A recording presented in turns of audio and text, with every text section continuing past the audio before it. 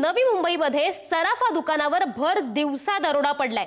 C woods मध्ये बंदुकीचा धाक दाखवत लूटमार झालीये। 3 आरोपी दुकानात शिरले, एक जण बाहेर पहारा देत होता अशी माहिती मिळते।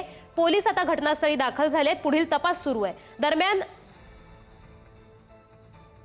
दरम्यान याचा आढावा घेतलाय आमचे प्रतिनिधी रवी खरात यांनी। पाहूयात।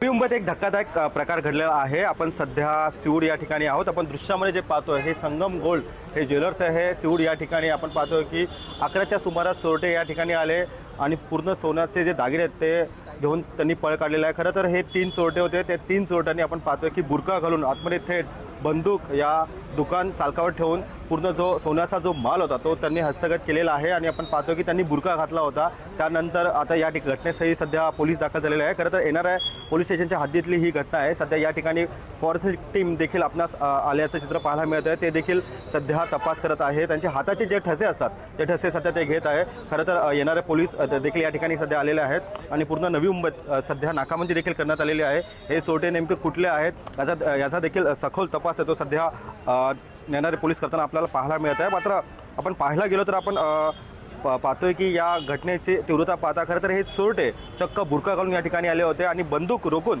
यांनी ही चोरी केलेली आहे। व्हिडिओ जर्नलिस्ट राजेंद्र सह मी रवी खरात, पुढारी न्यूज।